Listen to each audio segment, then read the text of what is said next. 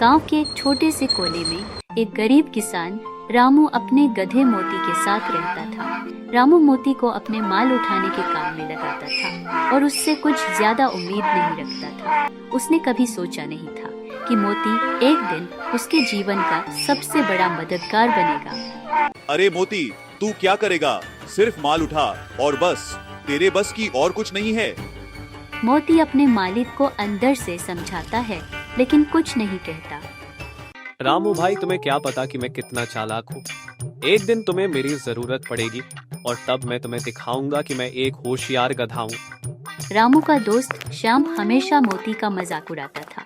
एक दिन जब रामू और मोती अपने खेत में काम कर रहे थे, तभी वहाँ श्याम आता है और मोती का मजाक बनाते हुए कहता है, अरे रामू, ये तेरा गधा तो बिल्कुल बेवकूफ है।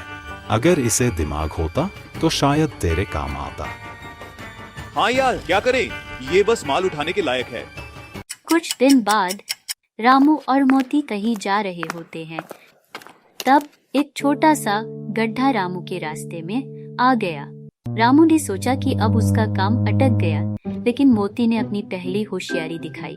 उसने अपने पैर से मिट्टी को गड्ढे में डालकर रास्ता साफ कर दिया। मोती अपने मन में बोलता है, रामू भाई, अगर तुम ये छोटा काम नहीं कर पा रहे हो तो मैं मदद कर देता हूँ। तुम्हें पता चलेगा कि मैं सिर्फ एक गधा नहीं। रामू को अब पहली बार लगता है कि मोती सिर्फ एक आम गधा नहीं है। मोती, तू तो एकदम होशियार निकला। मुझे लगा था कि तू बस माल उठाने का काम करेगा, लेकिन तू तो कुछ ज्यादा ही समझदार है। एक दिन मोती और उसका दोस्त चिंटू बंदर पेड़ के नीचे बैठकर बातें कर रहे थे। चिंटू ने मोती को एक पहेली दी। मोती, बताओ, अगर तुम्हारे मालिक रामू किसी गहरे गड्ढे में गिर जाए तो तुम क्या करोगे? मोती अपने दिमाग का इस्तेमाल करके जवाब देता है, अगर रामू गड्ढे में गिर गया तो मैं अपने दिमाग से काम लेकर उसे बाहर निकालूंगा। मैं जोर नहीं लगाऊंगा, बल्कि कुछ ऐसा करूंगा कि वो अपने आप बाहर आ जाए।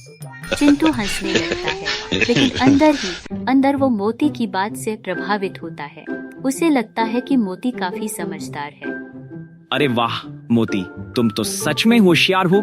तुम्हें समस्या का हल पता है और यही सबसे बड़ी बात है। एक दिन गांव में एक बड़ी समस्या हो गई। गांव के सारे लोग परेशान हो गए क्योंकि एक भारी बारिश के बाद तालाब के पास मिट्टी का ढलान टूट गया। गांव के बड़े जानवर, हाथी भी इस समस्या का हल नहीं निकाल पा रहे थे।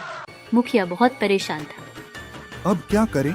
यह तालाब का पानी गांव के खेतों में घुस जाएगा और सब कुछ बर्बाद हो जाएगा।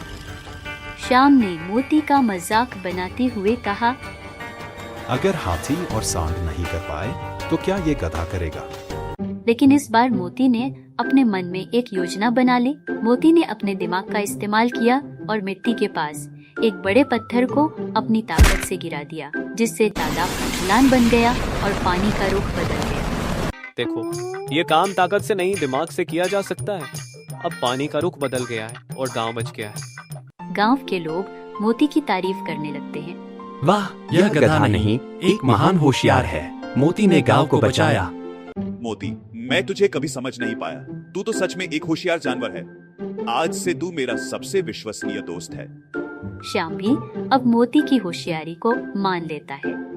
अब तो मुझे मान लेना पड़ेगा। मोती, तुम एक होशियार गधा हो। मुझे तुमसे सीखना होगा। मुखिया मोती की होशियारी की तारीफ करता है।